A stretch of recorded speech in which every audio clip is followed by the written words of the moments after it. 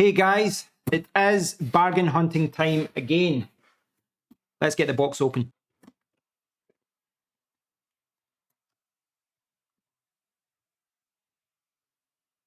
So here it is, guys. This is the Panasonic Lumix S5 or DC-S5.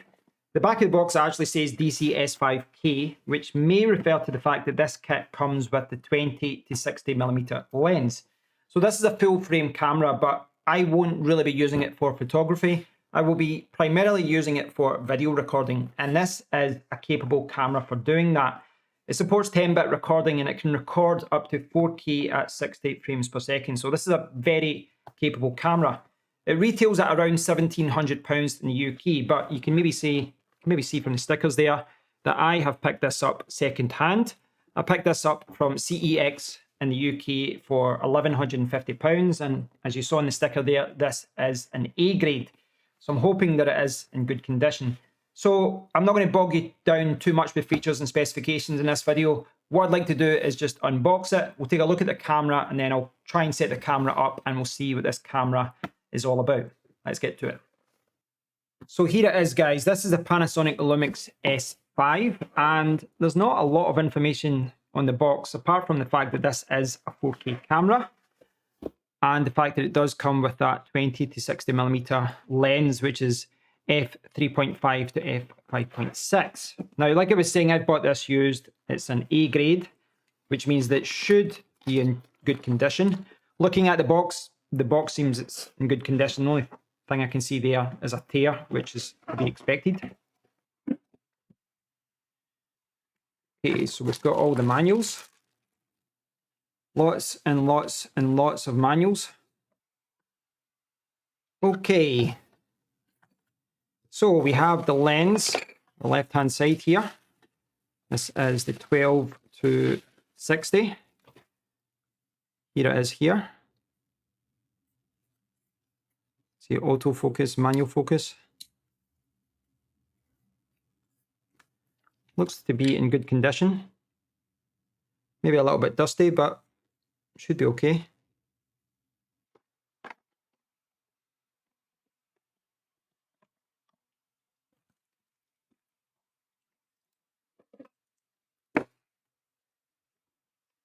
Okay, on this side we had a USA charger, the UK charger, and we have the battery charger, and we have a Lumix strap. Finally, we have the camera itself.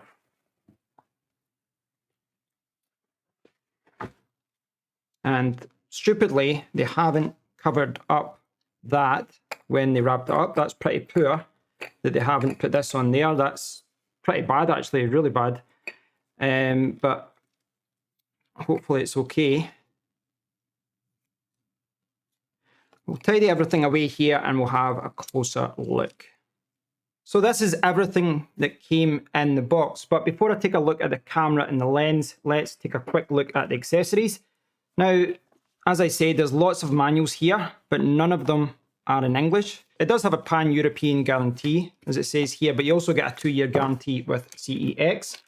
You've got the EU charger here, and you've got the UK one as well. And if I hold it up, you should be able to see that it is 1.8 amps. So it's 1.8 amps for the charger, Type A to Type C, and the Type C goes in here. And the charger does show 50%, 80%, and 100% charge for the battery, so that's pretty cool. We've also got the strap here, and it doesn't just say Lumix, it says Lumix S5, so that's pretty cool. So this is the Panasonic Lumix S5 body. This is the camera itself, and it looks to be in very good condition.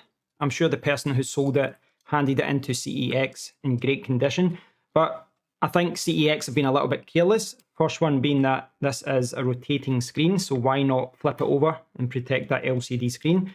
But more importantly, they've been careless with the camera sensor itself. I mean, selling it like that, packaging it up like that is quite careless, and you can see there's dust on the sensor there already, so I'm going to have to find a solution to clean that properly, so that's a little bit disappointing. But apart from that, the camera does look like it's in great condition. And for a full frame camera, it's actually not that bulky. It's really nice to hold in the hand.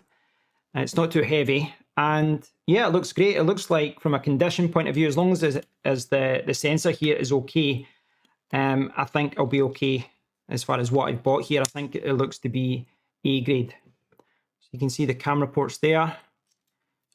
And yeah, the other side, we've got USB Type-C charging, HDMI, micro HDMI, microphone, headphones.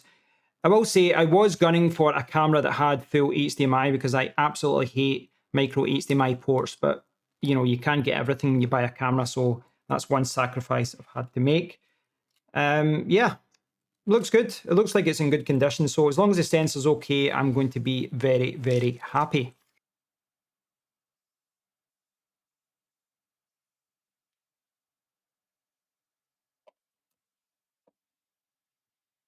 So this is what the camera looks like when that 12 to 60mm lens is on.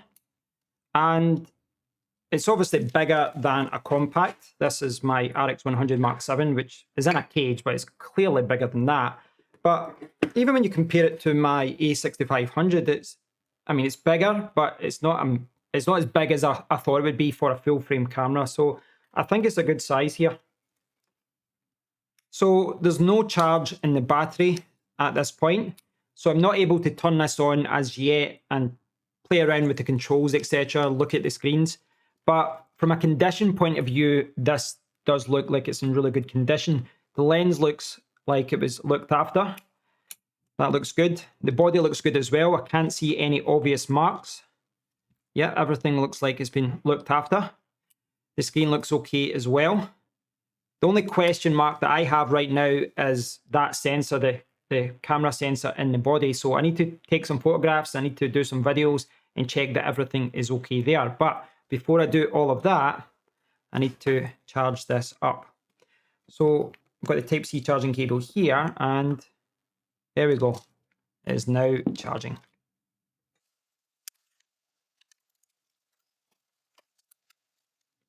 So 2 hours later, I have close to a full charge for the battery. I was initially charging through my PC and then I switched to the dedicated charger. And you can see that it is now switching on. Now you can also see here that, yeah, you know, the zoom's working 20 to 60. Very nice motion there. I obviously don't know much about this camera at this point. It does take time to, you know, to start using a camera, go through the menu system, etc. But if I do push the menu button, be able to see some of the options. So there's a lot of different options there. And if I go back down here, image quality, a lot of different video recording options as well. Image quality, card file, page 1. So I do need to go through the manual. I do need to, you know, go through and see which parts are relevant to me, etc. You know, as someone who's mainly using this for video. But looking at the screen, this LCD screen looks like it's in great condition. So I've upgraded the firmware of the camera body to 2.6. And I did have a look on the website to see if there was any upgrade for the lens as well, but I couldn't see anything. I will revisit that and see if there's any in the future. Another thing I do need to check as well, which will come from video tests, etc., is whether I can get away from using a Type-C charging cable here, because what normally happens is even when there is a USB connection, even when you've set it to provide power with USB, the battery is still being used and it, you know, it does deplete over time. That's why with my Sony a6500, I use a dummy battery for long periods of video recording. But that is something I can check, and it's something I can pick up if I need to. I can just pick up one of those dummy batteries. What I'd like to do now is integrate the Panasonic S5 into my video recording setup. But before I do that, what I want to do first is format the SD card, because I still have that upgrade file there, that firmware upgrade file, the bin file. And I also want to show you the video recording formats, because I've had a quick look and there's a few different options there. And you'll see that it will depend on what you choose. Now, I'm not sure how much this is relevant to me if I do, you know, just go to a capture card most of the time, but I'll see. So you can see I was messing about with it, but I'll reset it back to how it was set before. So when I picked this up, it was PAL, it was MP4, and the options were 25 and 50 frames per second for 1080p and 4K. And you can see there's 8-bit and 10-bit recording formats. Now, the thing that was interesting to me was that 10-bit was at 72 megabits per second and 8-bit was 100. That surprised me a little. But I record in 4K at 29.97 frames per second, mostly. So I need to change the NTSC. And when I do that, you see there's a lot more options here. 23.98, different formats here, 23.98 4K, and up to 59.94. This is a capable camera. And again, the option that I want here is 29.97, and again, 10-bit, 72 megabits per second, and 8-bit at 100. I honestly thought it would have been the other way about. But if you change from MP4 to movie file, or movie format, you get a lot more options, and you'll notice that all these additional options here, they all have a higher bit rate. So you can see they've got a higher bit rate here, up to 150, and it goes right up to the higher 4K resolution. But the one that I want here is 29.97, 10-bit 4K. So it looks like that's the one I'm going to go for. There is an 8-bit option as well, but I'll go for the 150 megabits per second. Now, like I was saying earlier, I do need to do a lot of tests. I need to, get the right balance between thermals, between battery life, between how it fits in with my recording setup. But there's a lot of different options there, and this can also be hooked up to like the Blackmagic Assistant or an Atomos recording device as well. So I do have a lot of flexibility for recording in the future. But right now, what I'd like to do is put this camera exactly where this Sony camera was sitting before. My new Panasonic Lumix DC-S5 is in position, and the camera is connected to my 4K Elgato HD60S Plus, and that capture card is connected to my PC here so that I can record through OBS. So my new Panasonic camera is sitting in the exact same position that my Sony a6500 was, and I'm recording through OBS just like before. Obviously, that is by design because it allows me to have a crude comparison between my new camera and my old camera. But right now, I haven't looked through any video files. I'm not even sure if the audio is syncing okay. But having a quick look at OBS here, the video quality does look really good. And I can't see any issues with the sensor. But that's something I will have to check. And, just to be safe or to be prudent, I will clean that sensor myself or take it to a camera shop to get cleaned as well. But hopefully that's all good. Now, looking at this new camera compared to the old camera, I've got the 20mm range set right now, and that allows you to see quite a wide angle actually, and that's picking up a lot of things that you didn't see before, such as the overhead microphone. Now you should be able to see OBS in the corner, which are in the exact same position as before, but they just weren't getting picked up by this camera. Now, if I zoom in, I can do this here, go all the way to 30mm, 40, and then go all the way to 60. You can see what I'm playing with here. And I'm really pleased with that kind of range. I think 20 to 60 is ideal for me in this room. It's a really good vlogging range. You've got that wide angle, which is what I've got just now, but if I move the camera somewhere else, I can bring it in a little bit tighter as well. So I'm quite pleased with that because that was an unknown with this lens. I thought that I'd maybe have to pick up another lens pretty quickly. With the Sony here, this has got a 16mm prime. It's a Sigma lens, and because this is an APS-C crop, the equivalent is higher than 20mm. And because it's a prime, the range is fixed. And what that meant was I did get a really good picture, but this camera always had to sit at a certain position, a certain range. I couldn't bring it closer. I couldn't sit it out, further out because, I was either too zoomed in or I just was taking in too much and it didn't look good. So with this camera, I was really restricted as to where I could position this on a tripod or anything. I'm going to have a lot more flexibility now. Now, of course, I don't want to show you all of this. I do have to, mess around with lighting and try and get the best position for this camera. But as a direct comparison, even just from a range point of view, this new Panasonic setup is going to be a lot more flexible. Now that I have a full frame camera with a lens that can go between 20 to 60mm, I've got a lot more flexibility as to where I position this camera. I'm not as restricted as I was before with this setup. So let's move my main camera more central, kind of move it more over to this direction, and we'll see what that looks like. The Panasonic DC-S5 is now sitting between my two monitors, and in order for me to do that, I had to take the 25-inch monitor off its base because, well, look at it. It's absolutely huge. It was taking up too much room on my desk, but it was also bringing the monitor a little bit too close to me. Instead, I put the monitor on an Amazon monitor arm, which is allowing me to kind of push the monitor back behind the desk. The only downside to that is that behind it, you know, the actual arm, the monitor arm is kind of big and bulky. Certainly from my setup, because I've got Elgato lights, I've got a tripod, overhead camera setup here, and they were all kind of bumping into each other. So I've managed to put them all at different levels, and I've got the camera sitting here. It's somehow working. Now, the main downside to this setup here is that I can't see the LCD screen, the touch screen, the little pop-out LCD screen, so I can't really see the frame, which isn't really a big negative because I can see myself here in OBS, and I can also connect up another monitor if I really want to.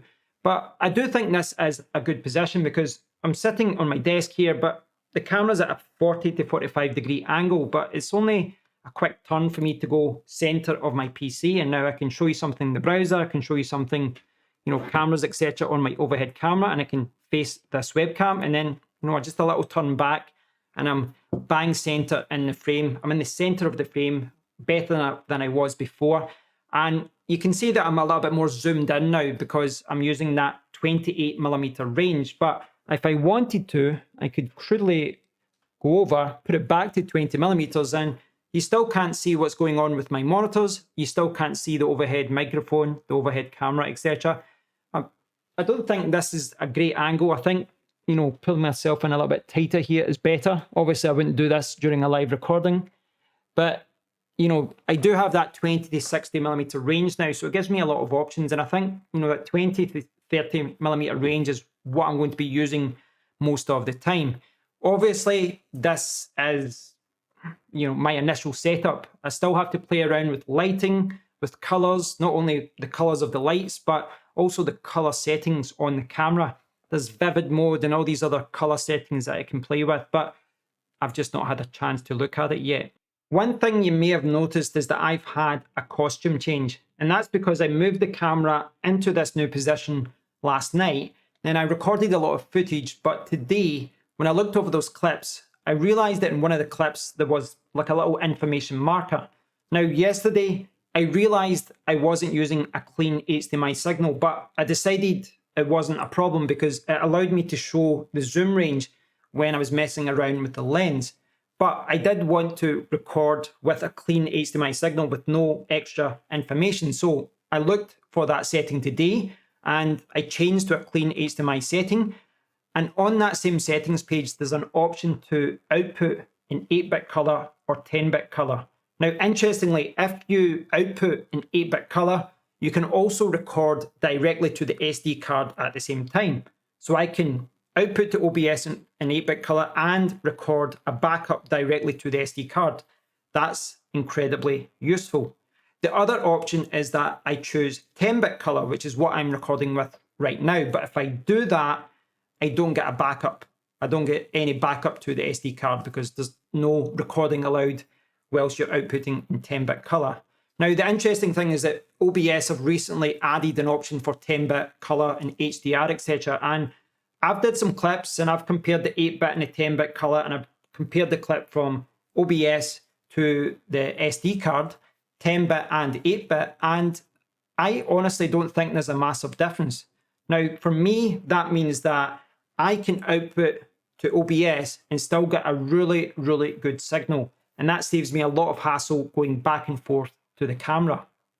Having the ability to output from my Panasonic camera into a capture card into OBS in 10-bit color directly is pretty fantastic. But 8-bit color might be the better option for me, especially if I'm not going to be doing any kind of color grading or anything like that afterwards. Like I said, when you output in 8-bit, you can also record directly to the SD card. So you can hook up a microphone and then you've got a very good backup if your computer or OBS or whatever messes up. So that's really good from a recording point of view. You've got a fail-safe there. But also I noticed that the audio was out of sync when I was recording in 10-bit. Now that's an easy fix. I just have to adjust the audio sync offset, or I can change it in post-production. But it does highlight that the camera is working harder to record or output in 10-bit color. So that raises a lot of questions as far as power, as far as charging, but also, thermal. That's another thing that you have to think about. And certainly if I'm recording a live stream or just recording for long periods of time, that is something that I have to consider. Autofocus is another feature of this lens that I need to do more testing on, but my first impressions are not positive. Now, my Sony with the f1.4, no surprise that the autofocus was good here, but with this Panasonic 20 to 60mm, you can see that continuous autofocus will come in, but when it's trying to search, it doesn't do a great job of getting back into focus. Now, in the settings area, there's some options as far as, setting the aggressiveness and the responsiveness of an autofocus, but one of the biggest things that I realized I had to do was to use the thumbstick or the touchscreen to set this kind of area as the focus zone, to put a little square around this area so that it would know to focus on me.